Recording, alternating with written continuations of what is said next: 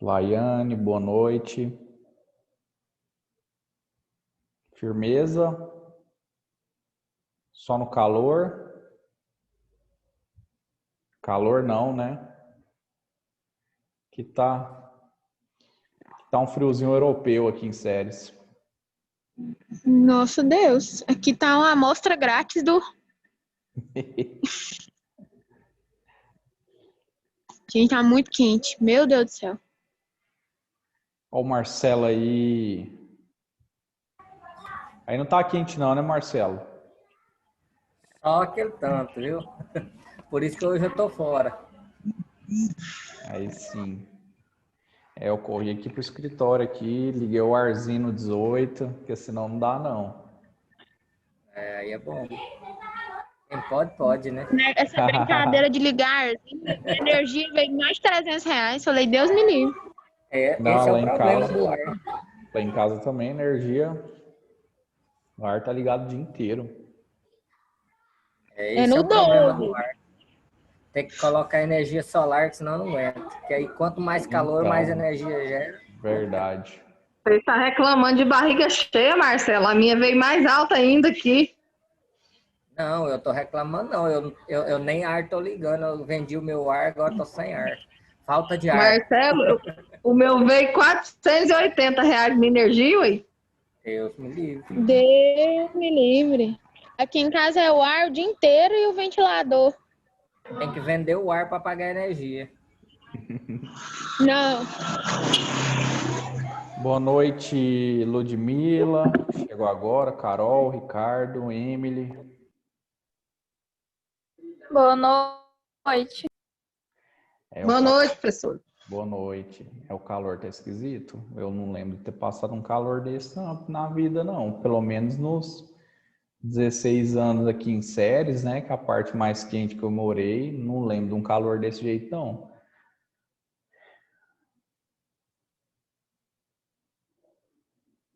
Realmente tá quente demais. É um vapor quente. O vento tá soprando. Um vento quente. Tá um trem esquisito. O ventilador, ele sopra um vento quente também.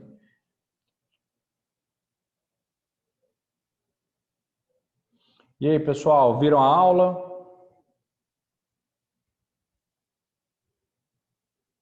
Então, esse nosso... Eu vi. Beleza, esse nosso encontro aqui é para a gente tirar dúvidas da aula. Se porventura você não viu, assim que acabar esse encontro, assista, faça a atividade.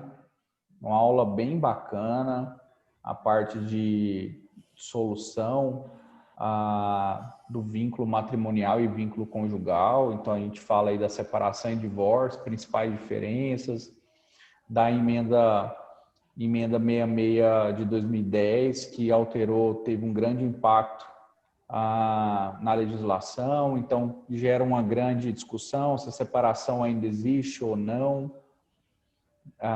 Então, é uma aula bem bacana, e aí assistam ela quem não assistiu. Então, essa aula aqui, esse encontro é só para a gente tirar a dúvida, tá? Professor, Oi.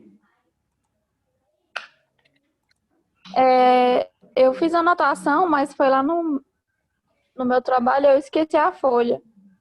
Mas sobre o regime do meio lá, seguido do vídeo, qual que era mesmo? É universal? O regime Eu não lembro. Mas da comunhão universal. é um artigo que fala que eu acho que é isso mesmo. Que fala que no primeiro parágrafo fala que é só a título oneroso que entra na divisão. Aí a minha dúvida seria se a doação não entrava, só que aí lá na frente o outro parágrafo fala que entra. Então, se for na comunhão universal, tudo comunica, 100%. Só não comunica, a gente fala 100%, né? Porque tudo comunica, com exceto tem as cláusulas, tem um artigo que traz algumas situações de incomunicabilidade na comunhão universal, mas certamente você deve estar falando da comunhão parcial, que em regra comunica tudo aquilo que foi adquirido a título oneroso. E aí ele vem trazendo também, que comunica também, Aí foi onde eu pensei, uai, e doação? certo? Doação não é título oneroso. Aí lá na frente fala que entra doação, herança. Na comunhão, na comunhão parcial, entra doação e herança, desde que feita essa doação ou herança para ambos os cônjuges. Porque, em regra, na comunhão parcial, doação e herança não entra. Então, estou casado na comunhão parcial. E aí recebo uma doação de um parente, recebo uma herança, mesmo que na constância do casamento, não comunica. Salvo se essa doação ou herança foi destinada aos cônjuges, a mim e minha esposa. Já na comunhão universal, doação e herança comunica. Tudo comunica. Tudo comunica. O que não comunicaria aí? Se porventura foi feita uma doação ou herança, recebi uma herança com cláusula de incomunicabilidade. Então, falando, olha, eu sei que o Marcelo é casado na comunhão universal, vou fazer uma doação para ele e vou nessa doação subscrever uma cláusula de incomunicabilidade, que essa doação é só para o Marcelo. Então, até no regime da comunhão universal, que é o que comunica tudo, ele tem lá um rolzinho de algo que não comunica. A exemplo, a doação ou herança com uma cláusula de incomunicabilidade. Entendi, obrigada. Por nada. Pessoal, quem assistiu a aula de hoje? Aula 7. Não assisti. Cheguei, tem visita em casa, tomei banho e já fiquei quietinho. Vou ver depois. Não, aí eu vou brigar com essa visita aí, tá atrapalhando a nossa aula. Não, tá atrapalhando não, fica quietinho. Eu achei que explicou muito bem na aula e os artigos também explicam muita coisa. Você fala nessa E aula é muito interessante essa parte de regime. Ah, sim. Beleza, mas Carol, você está falando da aula passada. E a aula de hoje? Das duas. De solução, você assistiu? A O 7. que você achou? A aula 7? Não, ó, só um adendo aqui. A aula 6, o que você tem que tomar, você tem que prestar atenção? Na verdade, a parte dos artigos, ela é bem autoexplicativa. Então, você tem que ler os artigos dos regimes de bens, ver direitinho lá aquilo que não comunica, aquilo que comunica, quais são as regras principais do regime de bens. Talvez um artigo ou outro ali da participação final dos aquestos você vai dar uma engarranchada, porque é um pouco mais, parece que é mal escrito a redação, tá? Mas assim, nada de outro mundo. Agora, mas tem que ler os artigos. Sobre a aula 7, eu acho que muita gente confunde aquela questão ainda de separação com divórcio. Beleza, vou falar sobre isso. Então, olha só. Isso aqui é bem interessante. Pessoal, o que a gente tem que ter em mente aqui? Uma situação que você tem que anotar, que você tem que decorar, que mesmo que a princípio você não entenda, você tem que decorar isso. Que a sociedade conjugal, ela é igual aos direitos e deveres do casamento. Decora isso e aí depois você para pensar o que é que eu estou falando. Sociedade conjugal é igual direitos e deveres do casamento. Quais os direitos e deveres do casamento? Aqueles que estão lá no 1566, que fala o seguinte, olha, é dever dos cônjuges a fidelidade recíproca, o respeito mútuo, a viver num lar conjugal, sustento e educação dos filhos. Então, esses são os direitos e deveres. Beleza? Então, sociedade conjugal é igual direitos e deveres do casamento. Então, veja aqui na figura que a sociedade conjugal é o núcleo central do casamento. É o núcleo, é como se fosse o coração do casamento, mas não é o todo o casamento. Essa sociedade conjugal, ela é revestida pelo vínculo matrimonial. Então, vínculo matrimonial é o casamento em si só, tá? É a plenitude de vida, é a plenitude de estabelecer uma família, aquilo que traz lá no 1511, o casamento traz a formação de uma família plena de vida, certo? Então, sociedade conjugal são os direitos e deveres do casamento. E o vínculo matrimonial é o casamento. É o vínculo que os cônjuges aderem a partir do momento que eles casaram.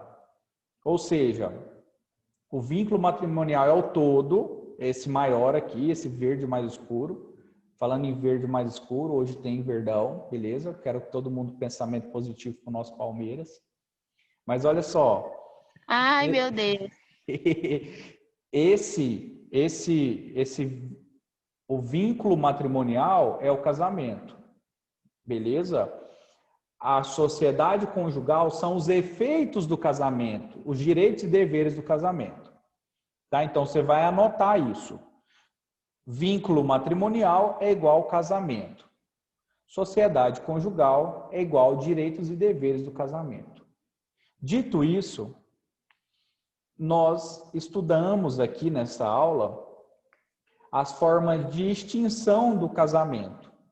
Tá? Então, a gente trouxe aqui várias situações que extinguem o casamento, certo? O que é o casamento mesmo? Vínculo matrimonial. Então, vimos várias situações que extinguem o casamento e essas situações são as situações tão fortes, tão irreversíveis, que ela acaba com tudo. Ela acaba tanto com esse vínculo, que é o vínculo matrimonial, que é o casamento, esse verde maior aqui, quanto com o núcleo central, com a sociedade conjugal. Então, são situações que destroem toda essa pizza aqui, essa imagem aqui, tá? Então, quais situações são essas? A morte. Bom, você morreu, acabou tudo.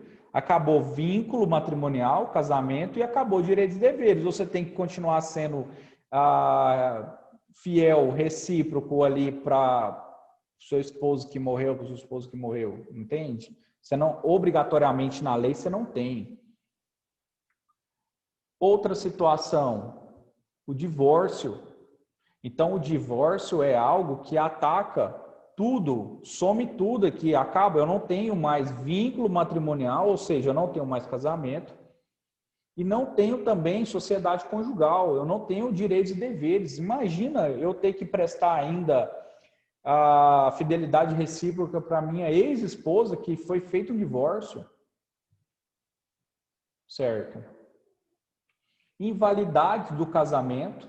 Lembra das invalidades do casamento? O casamento que é decretado nulo ou que for anulado. Veja bem, o casamento que foi decretado a nulidade ou anulação extingue de uma forma tão grande, e aqui tanto o vínculo como a sociedade conjugal, que eu volto a ser solteiro. O casamento que foi, se eu divorcio, eu viro divorciado. Se minha esposa morre, eu viro viúvo. Já que se meu casamento for nulo ou anulado, eu volto a ser solteiro. Então, não tenho mais nem vínculo, nem direitos e deveres, nem sociedade conjugal. Beleza. Até aí eu acho que está muito bem, tá tudo muito bonito, está tudo tranquilo para entender. Só que aí tem um instituto, meus queridos, que ele abala só o núcleo central, ele abala só a sociedade conjugal, ou seja, ele só extingue os direitos e deveres. O vínculo ainda permanece. Que instituto é esse? Separação.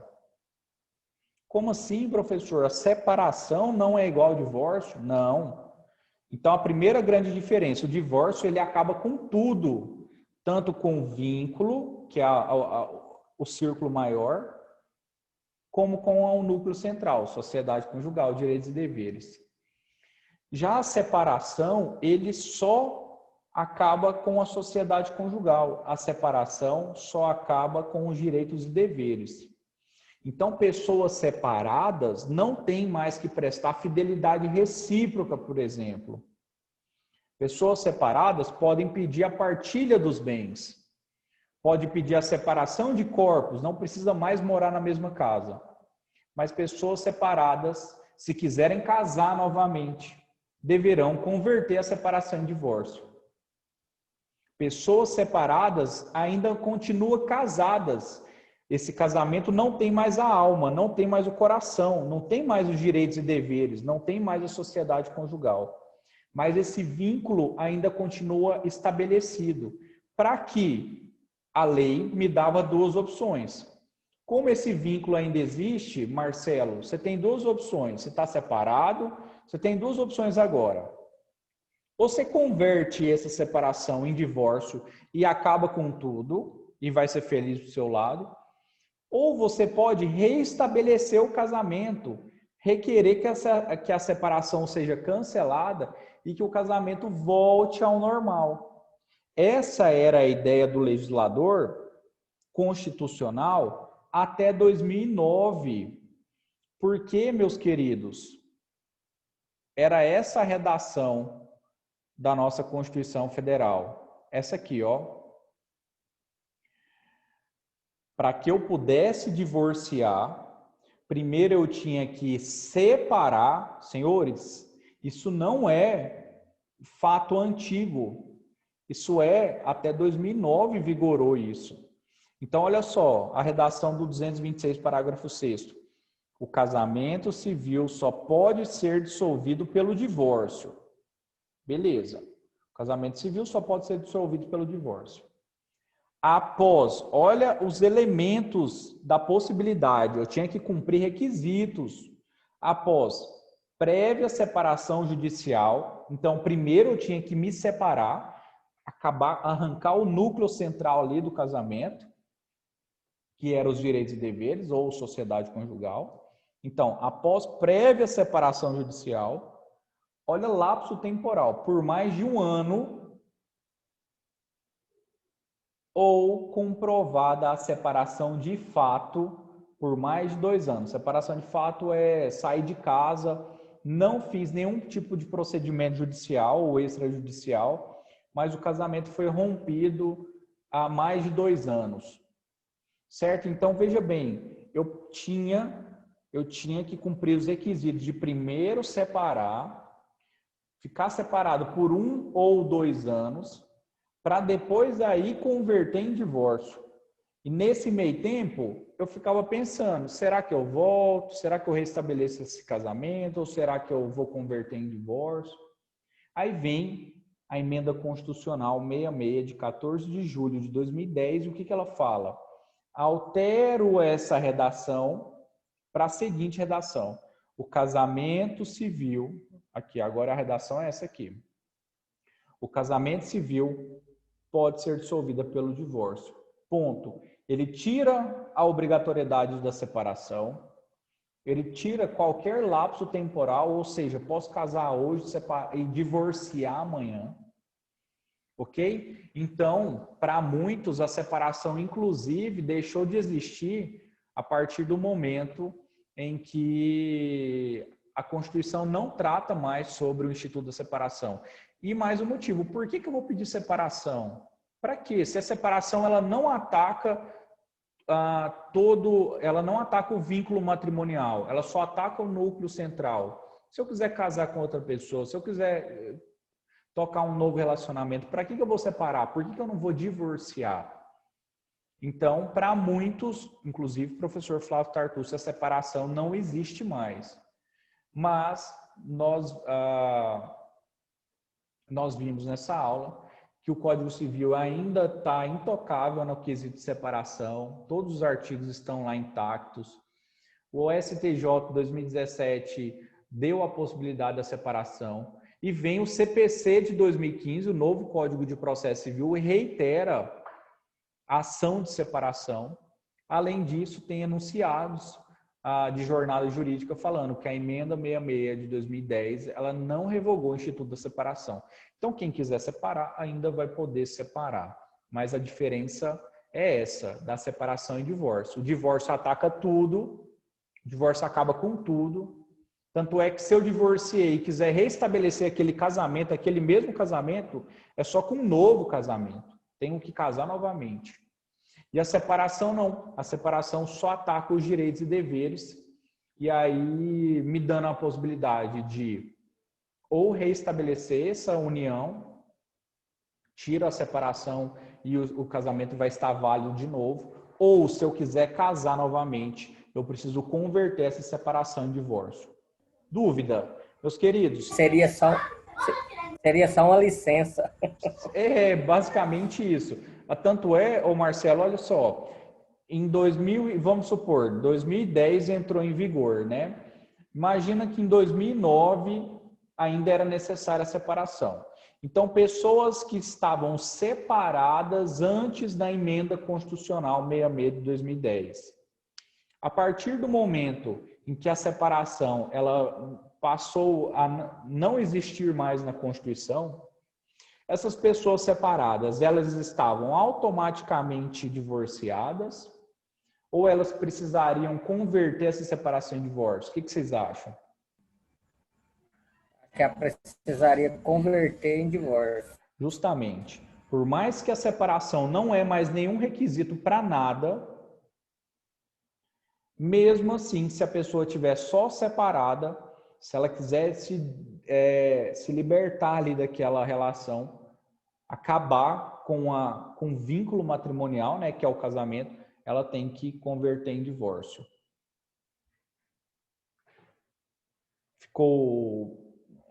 Eu explico, acho que com mais profundidade na aula, mas é basicamente isso. A grande diferença. Carol, tá tranquilo? Pessoal, o que vocês acharam? Interessante, né? Isso aqui é uma das partes que eu mais gosto de falar sobre. Eu acho extremamente interessante essa diferença de solução da sociedade conjugal ou de solução do vínculo matrimonial e a diferença de separação e divórcio.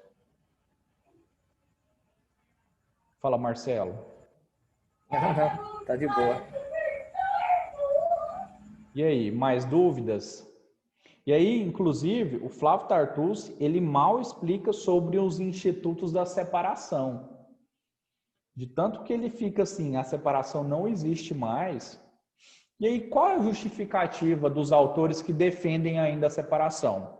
Bom, ele tem algumas e plausíveis, no sentido de... veja bem, eu também não concordo com a separação. Se o cliente chegar aqui, dificilmente eu vou falar para ele, vamos pedir uma separação. Separação você tem que justificar, você tem que motivar. Olha só, imagina que constrangedor você entrar com um processo de separação e falar, olha, o meu cliente foi traído, ou traiu, ou ele batia, agredia a mulher, ou apanhava da mulher. Porque na separação você tem inclusive as espécies de separação. Tem lá a separação sanção, que é uma separação que você tem que demonstrar o porquê do fim daquele relacionamento. Então, olha que constrangedor. No divórcio, não. No divórcio, você pode estar apanhando, batendo, o que for, foi traído ou traiu, não interessa. Você não precisa contar. Você fala, olha, as partes não têm mais interesse em vida comum, de acordo com o artigo 226, parágrafo 6º, requer o divórcio. E aí você vem tratando dos bens, do nome, dos alimentos, dos filhos, da guarda e requer o divórcio. Ponto final, petiçãozinha aí. Se não tiver muitos bens, se não tiver muita discussão a respeito de guarda, petiçãozinha de 3 páginas, certo? Então, o porquê que é plausível? Quem defende a separação defende o quê? Fala assim, olha, primeiro, a lei nada falou que está revogado. Nada falou que a separação está revogada, certo? Você quer falar, Mariana?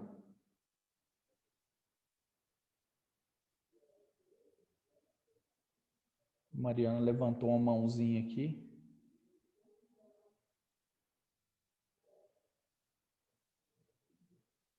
Deixa eu olhar o chat aqui, que o chat não está abrindo.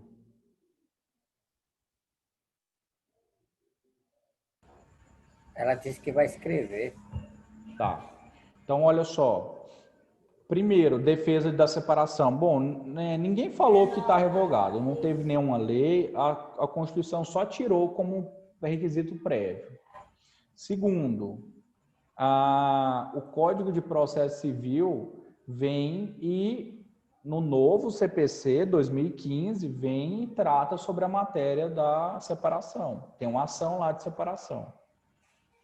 Terceiro, se eu quiser justamente imputar a culpa do término do relacionamento para um dos cônjuges, para gerar efeitos. Quais os efeitos? Os principais efeitos são retirar o sobrenome e não requerer alimentos sociais. Vamos por parte. Primeiro, aí olha só, a primeira situação que o Tartucci vem e critica. Olha, retirar sobrenome, beleza. Então, em regra, quando alguém agiu com uma situação em que quebrou ali o vínculo do casamento, seja porque agredia, maus tratos, é o que a gente chama de sevícia é igual a maus tratos, ou traiu e tudo, ou alguma coisa assim, em regra, você pede para essa pessoa, então ela foi indigna nesse casamento, você pediria para ela retirar o seu sobrenome. Mas nós já vimos que sobrenome é uma situação que está ligada à dignidade da pessoa humana. Imagina que tem um sobrenome aí, é o Cunha, todo mundo conhece o Lucas Cunha, o escritório de advocacia Cunha Associados, é um grande escritório. Então, a retirada desse sobrenome causaria talvez um grande prejuízo para essa pessoa. Então, nesse caso, mesmo que essa pessoa sofresse a sanção ali da separação-sanção, o juiz podia entender que o sobrenome não poderia ser retirado, porque é uma situação ligada à dignidade da pessoa humana. Inclusive, vimos que é uma situação tão importante o sobrenome, que é algo que talvez possa até permanecer ali depois na questão do casamento putativo, por exemplo, casamento que foi nulo ou anulado, e o sobrenome talvez poderia continuar, certo? A segunda situação, que quem defende a separação, seria não ter que pagar alimentos sociais. E aí a gente vai estudar eu acho que daqui 2 aulas, os alimentos, e aí nós vamos ver que tem alimentos essenciais, que eu chamo de cesta básica, certo? Que são os alimentos só para ajudar a sobreviver ali, para não deixar a dignidade acabar. E tem os alimentos sociais, que é manter padrão de vida. Em regra, principalmente para os filhos, se pleiteia os alimentos sociais, Marcelo. Você divorciou, e aí seu filho faz inglês, natação, escola particular, tem van, veste a roupa da marca X. A regra diz manter padrão de vida. Não queremos abalar aí, mais abalado ainda o seu filho com divórcio e ainda perder o padrão de vida. Se tudo der errado, pelo menos ele não pode passar fome, essencial. Social é manter padrão de vida, ou seja, imagina um cônjuge que traiu o outro e ainda você tem que manter o padrão de vida do cônjuge traidor. Então, por isso que quem defende a separação fala, olha, eu quero imputar a sanção, quero demonstrar para o juiz que o cônjuge foi traidor, então, por isso que eu vou utilizar da separação, para que ela não me venha pedir alimentos sociais. Aí o que o Tartucci fala sobre isso? Lá na matéria de alimentos, você pode discutir isso. Você não precisa discutir isso no divórcio ou na separação. Se ela vier pedir alimentos sociais, você discute essa questão, fala, olha, porque tem regras lá na matéria de alimentos que fala, o cônjuge indigno não poderá ter direito a alimentos. Então, você discute isso na matéria de alimentos, você não precisa discutir isso na separação. Mas mesmo assim, como tem decisões recentes do STJ, entendemos que a separação ainda existe. O homem que tem 4 filhos, sendo 2 maiores e 2 menores, que agora ele está em união estável com a mãe da filha menor. Se caso ele receber da herança do pai, a esposa também tem direito? Em regra não, tá? União estável, nós vamos ver na aula que vem. Primeiro, união parcial não comunica herança. E aí nós vamos ver na aula que vem, que é da união estável, que se eu não tenho pacto, se eu não tenho contrato de união estável, o regime que vai reger essa união estável será da comunhão parcial. E na comunhão parcial não entra herança ou doação, a não ser que essa herança ou doação seja feito para ambos aí, nesse caso os companheiros. Tá? Então, sim, se for a questão só de vai entrar na herança aí a comunhão, a herança, nesse caso, eu entendo que essa mãe não tem direito a pegar a herança do companheiro ou ex-companheiro. Não sei se foi isso.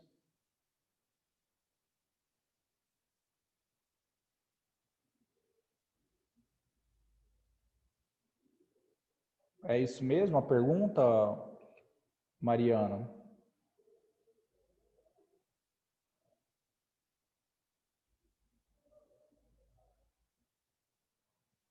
Porque, olha, quanto a filhos, não interfere, tá? Os filhos serão os futuros herdeiros desse companheiro que vai receber a herança. Mas enquanto esse companheiro aí está vivo, a herança vem para ele, e na união estável é comunhão parcial, porque em regra ninguém faz contrato de união estável, tá? Brasileiro é desorganizado, brasileiro deixa tudo para a última hora, então a grande maioria tem esse relacionamento informal, e aí na hora da dissolução, você tem contrato? Não, eu não tenho. Então o que vai reger aqui? Comunhão parcial. Todas as regras da comunhão parcial serão aplicadas na união estável. E lá na comunhão parcial, herança não comunica, a não ser que essa herança venha em nome dos dois. Então, olha, vou deixar aqui um legado, vou deixar um testamento em nome dos dois, dos companheiros aqui, o Marcelo e para a Mariana, por exemplo. Aí, nesse caso, só assim, não é nem uma questão de comunicar, é uma questão de direito, de receber, de copropriedade.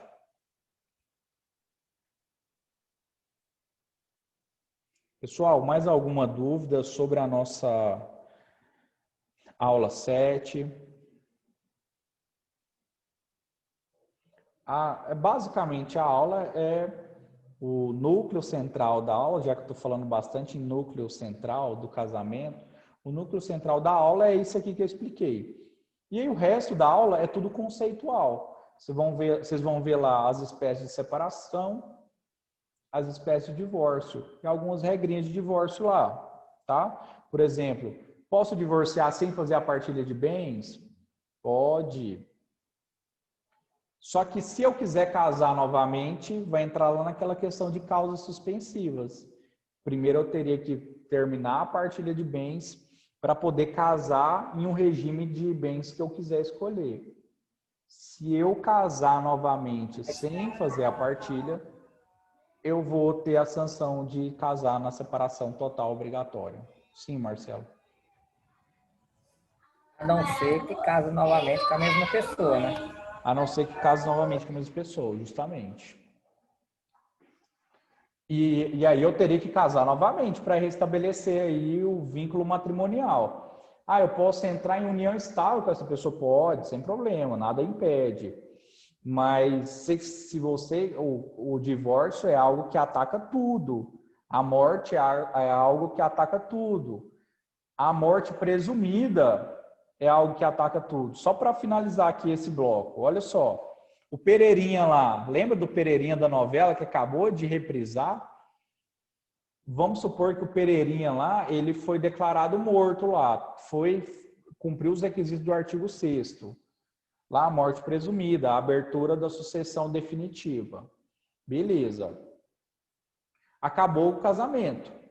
Foi presumidamente declarado morto, sumiu há mais de 20 anos, tá morto. Certidão de óbito, tudo mais. Ok. Caso novamente. Então, a mulher lá da novela, a Griselda, ela vai e casa novamente. Aí vem o Pereirinha e aparece depois de 20 anos. O que eu faço com esse casamento, com esse segundo casamento? Vem a doutrina, professor Carlos Roberto Gonçalves e professor Zeno Veloso e fala, o segundo casamento está válido, por mais que o falso decujus aí aparece, volta das trevas aí, como ele a princípio foi declarado morto, esse segundo casamento vai ter validade. O que vai mudar nisso aí? Bom, o falso decujus, você que corre atrás aí para falar que você está vivo, mas o nosso casamento foi extinto e já era, o segundo casamento está totalmente validado na opinião do professor Carlos Roberto Gonçalves e Zeno Veloso. O professor Zeno Veloso, um grande escritor de matérias de cartório, é um escritor paraense de muito renome dentro do direito civil. Pessoal, mais alguma dúvida? Nosso bloco encerra em 2 minutos e 40. Se quiserem continuar debatendo, eu fecho esse e abro outro. Lucas, Oi. só uma dúvida. Essa reconciliação, ela é possível a qualquer tempo, mesmo que o cônjuge tenha entrado com o divórcio, já esteja no final e decide reconciliar e reconcilia e pronto. Se foi decretado, a reconciliação é sempre possível, porque, veja bem, está se tratando sobre a vida das pessoas, então eles que decidem ali o que eles querem tranquilamente. Agora, se foi decretado, se teve sentença que decretou o divórcio, não tem como mais restabelecer. Tem que casar novamente se quiser.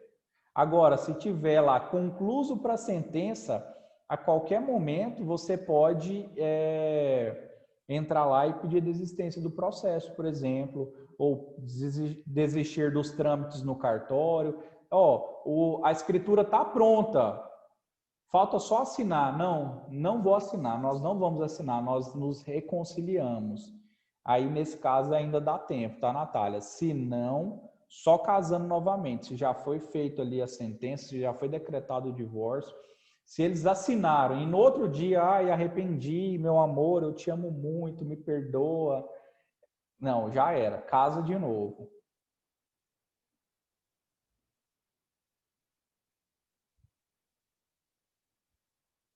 Pessoal, tá de boa? Então, olha só, vamos encerrar por aqui. Quem não assistiu, assista agora, 50 minutinhos, faça a atividade de fixação. E se tiver mais dúvidas, manda na monitoria, manda para mim no privado e nós estamos juntos. Beleza? Já tá liberada a atividade? Já está liberada a atividade. Tá, Manda obrigada. brasa lá na atividade, tá bom? Amanhã eu solto esse bate-papo nosso lá no AVA, mas assista a aulinha lá, faça a atividade e dúvidas eu estou à disposição. Beleza, pessoal? Atividade fecha que dia, Lucas? Só semana que vem, só na próxima quarta. Ai, graças a Deus. Mas 4 questõezinhas lá, 15 minutos você mata ela. Tá bom. Galera, mais uma vez, obrigado, é um enorme prazer revê-los, mesmo que seja virtual. Espero que esteja acabando esse